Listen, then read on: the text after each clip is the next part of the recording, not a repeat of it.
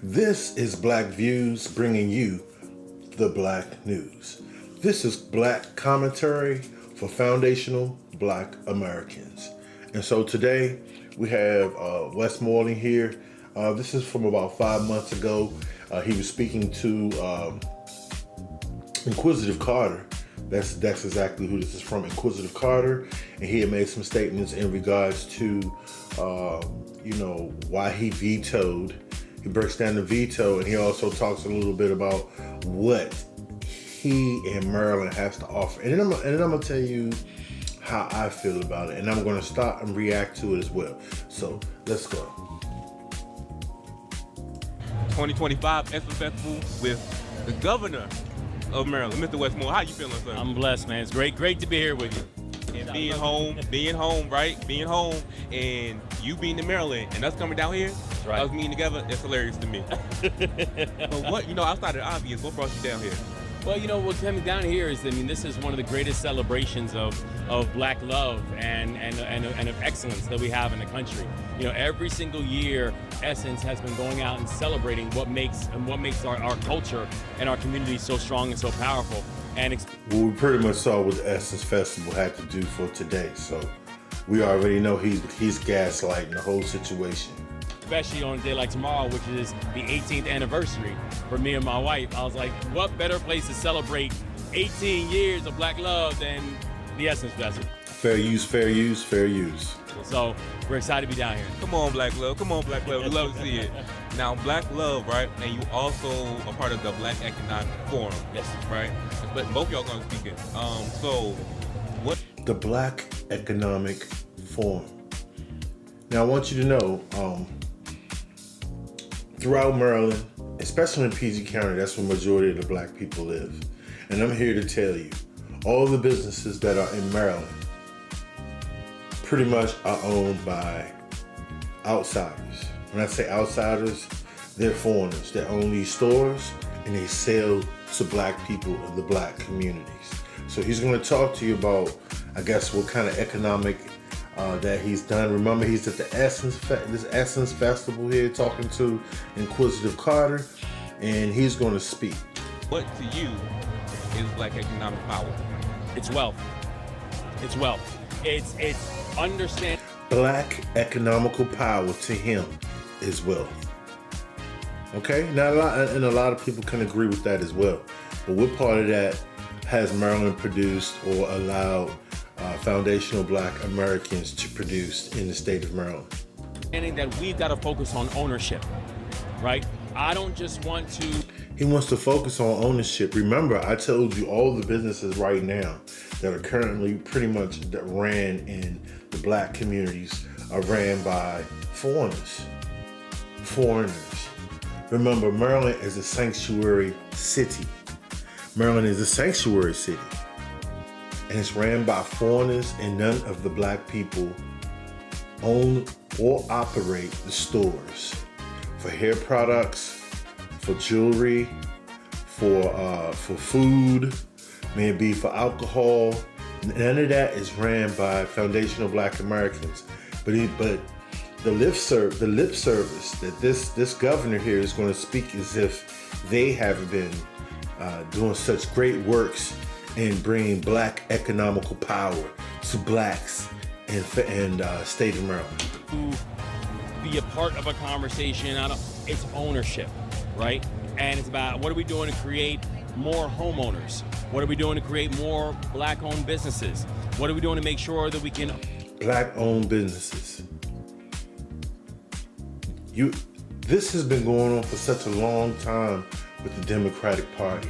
This is all symbolism and all lip service. And with Inquisitive Carter here, I really wish he would have pushed the envelope a little bit in asking questions about what Black Americans, foundational Black Americans, have now. Own more than we owe, right? So we are focused in the state of Maryland of truly creating pathways for work, wages, and wealth. And you cannot have one or two if you're not also making sure you're incorporating the third, which is wealth. And so for me, that is freedom. Freedom is wealth. And what you just said, right, kind of sounds like to me how the reparations bill, of course, people felt a little way about it, but what you said made sense, right? At this point in time, it's about, you can't do no more, surveys, you gotta be action. That's right? it.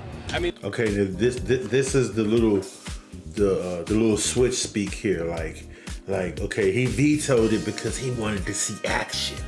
He was tired of studies and he wanted to see action. He wanted to see something done. But remember, he hasn't really told to you or explained anything about what is going to be done, what is looking to be done. He's talking about more ownership for black businesses and black entrepreneurs, which we have none now. And we're talking about these stores. We're talking about stores that have doors. Okay, no, there's none of that is going on right now. So let's move on. I mean, the big focus for me is that we have a whole litany of scholarship on this issue. We've got reports, we've got analysis, we've got more data on this issue now than ever historically before. He's saying they got more data on it, but there's no legislation, nothing put in play. He's speaking as if they understand this already. We've gone through this, but there's nothing in play. There's no tangibles. This is the democratic way. A bunch of symbolism, a bunch of talk, but there's no action. What we need right now is action. And I think about the work that we've done just in the past 2 years of our administration. We've invested over $1.3 billion in our HBCUs in the state of Maryland, which is in the HBCUs in the state of Maryland. All black foundational black Americans do not go to HBCUs. What about the foundational black American that wants to go right into business ownership? He's not going to a HBCU. We already know that these HBCUs have been pretty much hijacked by the foreign element has come in, and now the African is he's African American, and now he is going to HBCUs. And remember, Mr. Morley here is a tether. He is an anchor baby that has undermined the foundational black American. He could care less about us. He's not saying anything about black people right here. This is all Babble talk. He's talking about, he's at the Essence Festival here, talking about entrepreneurship. Nothing is going, there's nothing in play. Right now in Maryland, there's nothing in play, put in place for black entrepreneurship. Where is it? And then they say he's tired of the study and that they're ready for action. Okay, so he should be rolling off his tongue of all these programs. What about any executive orders he think he could sign that could help out for foundational black American? Like they had executive orders for the foreign element that came in? Let's continue. 60% increase than what we saw before. That we have now created thousands of new black homeowners, that we have done procurement reform and invested over $800 million in black-owned businesses through state contracts in this. Well, black-owned businesses through state contracts. See? Through state contracts. So he's saying, okay, yeah, black businesses that can sweep the floor, and there are businesses legitimately, the state providing, but we're talking about the entrepreneurship that black people can actually run their own communities that they live in and sell to their own people. Where is that money at? That money that was used in foreign aid to provide businesses all over the country where black people live. State of Maryland, that I just signed legislation that's focusing on allocating $400 million going towards communities that have been the victims of historic redlining and mass incarceration and urban. Now you know and I know that $400 million is nothing compared to what they threw at the foreigners that came here to your sanctuary city, sir.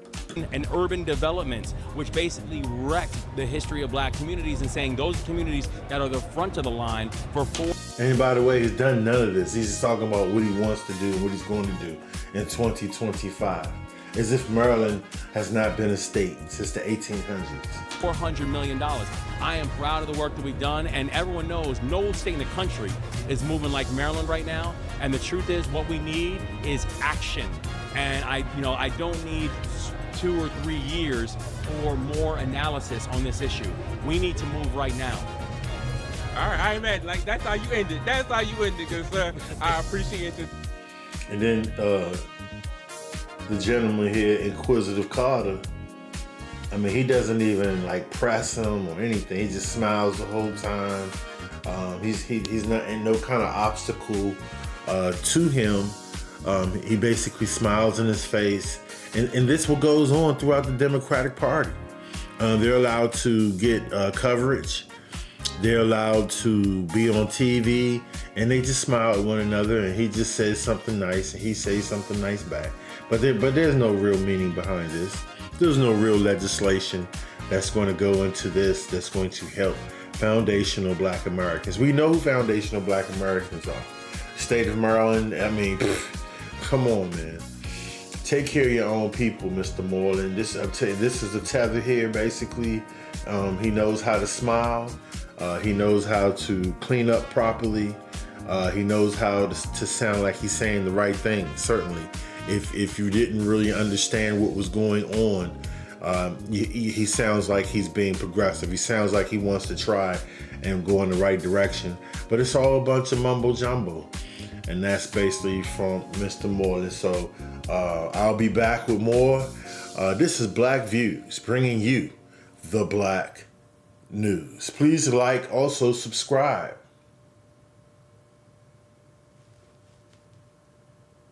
Generate by AI.